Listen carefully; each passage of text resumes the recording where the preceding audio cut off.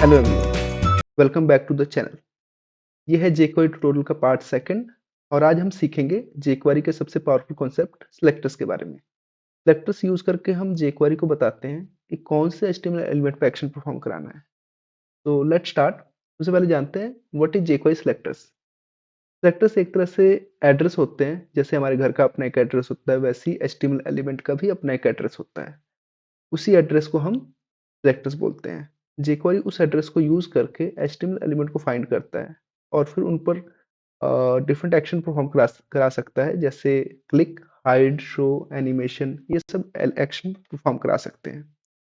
तो तो बेसिकली हमारे पास कुछ 4-5 टाइप के सिलेक्टर्स होते हैं जो कि मैंने लिख रखे हैं ऑलरेडी। तो सबसे पहला है आईडी सिलेक्टर्स। तो हम स्टार्ट करते हैं आईडी सिलेक्टर से ही, जो कि मैंने लास्ट वीडियो में भी आपको एक एग्जांपल दिखाया था। लास्ट वीडियो हमारा था कि हमने इसके क्लिक पर, इस बटन के क्लिक पर हमने इसको हाइड कराया था। बेसिकली हमारा हमने सिलेक्टर को इस एलिमेंट का जो सिलेक्टर है उसको आईडी रख के यूज किया था, जो कि हम अभी एग्जांपल लेके चल रहे हैं। तो बेसिकली क्या होता है कि जब भी हम एक आईडी सिलेक्टर यूज करते हैं तो हम उसको एक ही बार एक्शन परफॉर्म करा सकते हैं। सपोज एक एग्जांपल आपको दिखाता हूँ कि मैंने एक लिखा कोडिंग बिल्डर, राइट। मैंने यहाँ इसकी आईडी भी टेक्स्ट है और इसकी आईडी भी टेक्स्ट है। और जब ये इस चीज़ को परफॉर्म करेंगे तो देखते क्या होता है कि जब भी क्लिक में पर क्लिक करें तो इसको क्या करना चाहिए कि जितनी जितनी भी टेक्स्ट वाली आईडी है उसको हाइड कर दे, राइट। तो हम एक बार को यूज करके देखते हैं। जैसे हमने क्लिक किया, इसने क्या किया, सिर्फ पहले वाले को ही रिमूव किया। तो आईडी सिलेक्टर का बेसिकली यही मतलब होता है कि वो सबसे पहले इस पेज में जो भी पहला आईडी मिल जाता है उसी को फाइंड करता है। उसके आगे अगर उस सेम आईडी से कोई भी एलिमेंट है तो उसको वो फाइंड नहीं करता। तो ये कुछ ऐसा परफॉर्म होता है। तो इसी इश्यूज को ब्रेक करने के लिए हमारे पास दूसरा सिलेक्टर है क्लास सिलेक्टर। क्लास सिलेक्टर क्या करता है, जो कि हेल्प करता है मल्टीपल एलिमेंट्स को सिलेक्ट करने में, jQuery को या फिर CSS को, मल्टीपल सिलेक्टर्स को सिलेक्ट करने में और एक्शन परफॉर्म करने में हेल्प करता है। तो फॉर एग्जांपल जैसे हमने इसको आईडी टेक्स्ट दी थी, अब हम इसको क्या करेंगे, इसको हम देंगे एट्रीब्यूट क्लास और इस आईडी को भी हम देंगे एट्रीब्यूट क्लास। जैसे हम आईडी को हैश के थ्रू, हैश यूज करके कॉल आउट करते हैं, वैसे ही हमारा आईडी के लिए, क्लास के लिए जो कॉल करने का तरीका होता है वो होता है डॉट। हम इसको डॉट से रिप्रेजेंट करते हैं और आईडी को हैश से रिप्रेजेंट करते हैं। हमने क्या किया कि अभी हमने सेम वही एक्शन रखा है कि इस क्लिक मी के क्लिक पर, क्लिक मी के जब भी क्लिक होगा तो हमारा जो जितने भी टेक्स्ट वाली क्लास है वो हाइड हो जानी चाहिए। एक बार हम इसको परफॉर्म करा के देखते हैं। वेट, अभी जैसे हम इस पर क्लिक करेंगे ये दोनों ही हाइड हो गए, यानी कि हमारा जो एक्शन था वो परफॉर्म हो गया।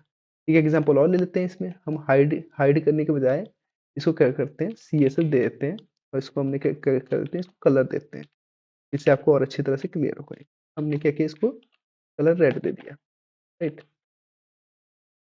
क्या किया, अब जैसे मैंने इस पर क्लिक किया दोनों का कलर रेड हो गया। अगर ये आईडी होता तो ये क्या करता, सिर्फ एक को ही रेड करता, राइट। अब हमारा ये सेकंड कॉन्सेप्ट भी क्लियर हो गया। हम चलते हैं थर्ड कॉन्सेप्ट पर, जिसको हम कहते हैं element selector. Element selector basically work करता है पर्टिकुलर एलिमेंट पर। जैसे हमने आईडी के लिए हमने यहाँ एक एट्रीब्यूट पास किया था, आईडी क्लिक मी। क्लास के लिए हम पास करते हैं क्लास। और किसी भी एलिमेंट का, एलिमेंट को हम क्या कहते हैं कि जैसे पूरा एलिमेंट है, हम इस पूरे एलिमेंट को ही सिलेक्ट कर ले रहे हैं। तो जो भी एलिमेंट कॉल होता है, सपोज P हो गया, H3 हो गया, बटन हो गया, अब हम जब इसको सिलेक्ट करके कोई एक्शन परफॉर्म कराएंगे तो क्या होगा, एक एग्जांपल लेके चलते हैं।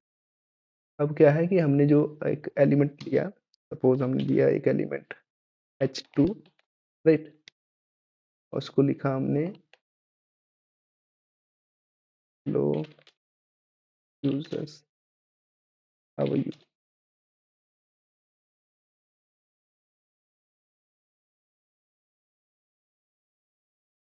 अब हमने क्या किया, इस एलिमेंट को सिलेक्ट कर लिया। एलिमेंट मतलब H2। एलिमेंट को कॉल करने का तरीका क्या है, जैसे हमने आईडी के लिए हैश यूज होता है रिप्रेजेंट करने के लिए, क्लास के लिए डॉट यूज होता है, एलिमेंट को हम डायरेक्टली यूज कर सकते हैं। जैसे H2 को यूज कर दिया डायरेक्टली, यहाँ पे को डायरेक्टली यूज किया और इसमें हमने क्या किया, CSS लगाया और हमने इसको कलर दिया, तो इसको हमने कर दिया ग्रीन, राइट। हमारा क्या होगा कि जैसे हमारा ये पेज कॉल होगा, जैसे इस पर क्लिक करेंगे, इसने क्या किया, इसका कलर, इसको कलर किया रेड और इसको किया ग्रीन। अगर आपको ये कंफ्यूजन हो रही है कि मैं एक ही के अंदर कर रहा हूँ, तो मैं इसको एक अलग से भी बटन कॉल करा सकता हूँ। आप चाहे इसमें जितने मर्जी एक्शन परफॉर्म करा दो, वो सारे एक्शन चल सकते हैं। अगर आपको ये नहीं चलाना तो ये नहीं चलाओ, कोई इशू नहीं है, उससे उससे कोई फर्क नहीं पड़ेगा, क्योंकि ये इसको ही एक्शन परफॉर्म कराएगा। हमने सिर्फ इसको एक्शन परफॉर्म कराया, हमने वो पुराना एक्शन हटा दिया यहाँ से। अब आते हैं हमारे नेक्स्ट वाले पार्ट पर, जिसमें हमारा आता है कि एट्रीब्यूट सिलेक्टर। अब हमारा हमने दो कॉन्सेप्ट क्लियर कर लिए। आईडी, आईडी का क्लियर हो गया हमारा, क्लास हो गया, और ये हमारा एलिमेंट हो गया। एलिमेंट में भी आप मल्टीपल रख सकते हैं, जैसे हमने क्लास के लिए वर्क होता है, ऐसे ही आप एलिमेंट, जैसे H2 के एलिमेंट आपके 10 हैं, 10 के 10 को कलर कर सकता है। मैं एक एग्जांपल दिखा देता हूँ आपको। हेलो, तो टीम, हेलो गूगल, राइट। अब क्या किया हमने, सबको ही ग्रीन करना है, तो सबको ही क्या कर देगा, जितने भी हमारे होंगे सबको ग्रीन कर देगा। तो ये हमारा वर्क करता है मल्टीपल कॉन्सेप्ट पर। तो एट्रीब्यूट सिलेक्टर ऐसे वर्क करते हैं। अब आते हैं हम एट्रीब्यूट सिलेक्टर पर, सॉरी, लास्ट था हमारा एलिमेंट सिलेक्टर, अब हम आते हैं एट्रीब्यूट सिलेक्टर पर। एट्रीब्यूट सिलेक्टर होते क्या है, पहले तो हमारा एट्रीब्यूट्स होता ही क्या है। एट्रीब्यूट्स बेसिकली सभी चीजें जो कि हम एक एलिमेंट के अंदर यूज करते हैं, जैसे क्लास हो गया। अब एक एग्जांपल मैं आपको दिखाता हूँ इनपुट का या एंकर लिंक का। एक एंकर लिंक का एग्जांपल लेते हैं पहले। एक एंकर लिंक हो गया, मोस्टली हम इनपुट में चलते हैं पहले, क्योंकि हम इनपुट में ही ज़्यादातर ये यूज करते हैं। हमने इसको दिया टाइप टेक्स्ट, राइट। और एक और इनपुट हमने बना लिया, और इसको टाइप हमने दे दिया रेडियो।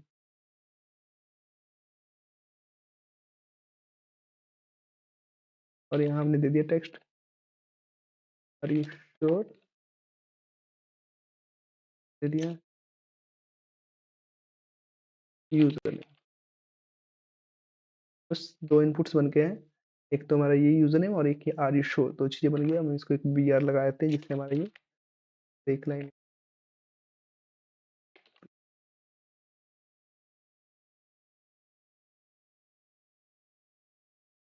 हमारा ये यहाँ गया और यहाँ गया। क्या हो गया, हमारे पास ये आ गया एक चीज।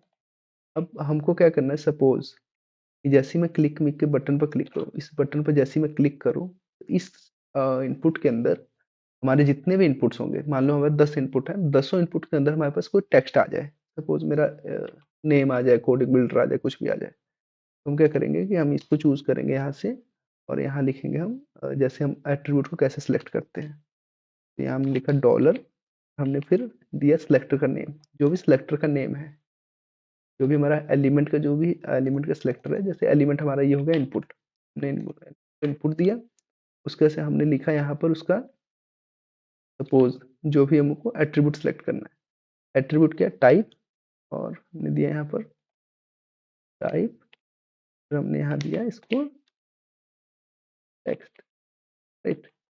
फिर हमने इसको कहा कि इसमें एक वैल्यू डाल दे भाई, कोडिंग बिल्डर।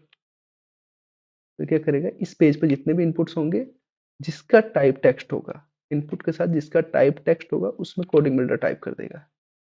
ने क्या किया, राइट। इसका कलर रेड हुआ, इसका कलर ग्रीन हुआ, और इसमें ये डाल दिया।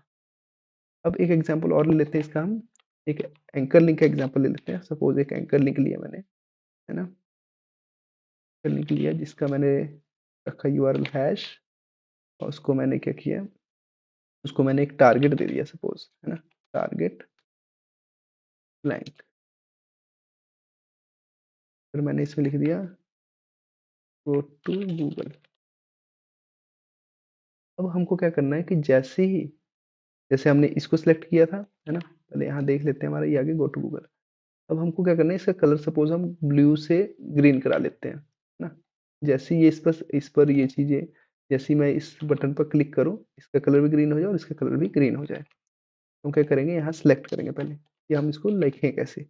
जैसे हम बाकी लिख रहे हैं कि हमने इसका लिखा, हमने इसका एलिमेंट लिया, तो हम इसका भी एलिमेंट लेंगे पहले, राइट। हमने इसका एलिमेंट लिया, और फिर हमने ये ब्रेसेस लगाए, और इसके बाद से हमने लिखा जिस भी एट्रीब्यूट को हमको सिलेक्ट करके एक्शन परफॉर्म कराना है। अब इसके अंदर टारगेट है, टारगेट, और टारगेट के अंदर हमने क्या लिखा है, अंडरस्कोर ब्लैंक। अब क्या करेगा ये पूरे पेज पर, इस पूरे पेज पर सर्च करेगा, इसका टारगेट ब्लैंक है, यानी कि हमारा इसका टारगेट हमने ब्लैंक रखा हुआ है। उसमें क्या करेगा ये कलर, सपोज हमने इसको ग्रीन दे दिया, क्या करेगा उसका कलर इसने कर देगा ग्रीन।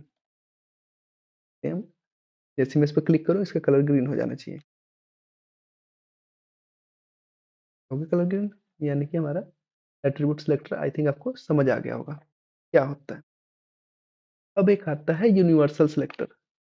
यूनिवर्सल सिलेक्टर क्या होता है पहले मैं आपको समझा देता हूँ। यूनिवर्सल सिलेक्टर होता है, जैसे हम पूरे पेज पर जितने भी एलिमेंट्स है, आपका 10 एलिमेंट है, 1 2 3 4 5 6 7 8 9 10, जितने भी एलिमेंट्स है, अगर आप सब पर ही कोई एक्शन परफॉर्म कराना है, सपोज आपको इन सब पर ही मार्जिन 2-2% 5-5% लगानी है, इसके नीचे साइड में, लेफ्ट साइड राइट साइड कहीं भी, तो आप क्या करोगे कि यूनिवर्सल यूज करोगे। आप अलग अलग आईडी या अलग अलग सिलेक्टर को यूज करने से नहीं रहोगे, तो सब में क्लास लिखनी पड़ेगी, फिर आपको ढूंढना पड़ेगा। इससे बेटर है कि आप यूनिवर्सल यूज करो। मोस्टली नहीं, बहुत ही कम यूज होता है ये, बट मैं आपको एक एग्जांपल इसका दिखाता हूँ। यूनिवर्सल का जो साइन होता है वो है स्टार। स्टार के थ्रू आप यूनिवर्सल टैग को फाइंड कर सकते हैं।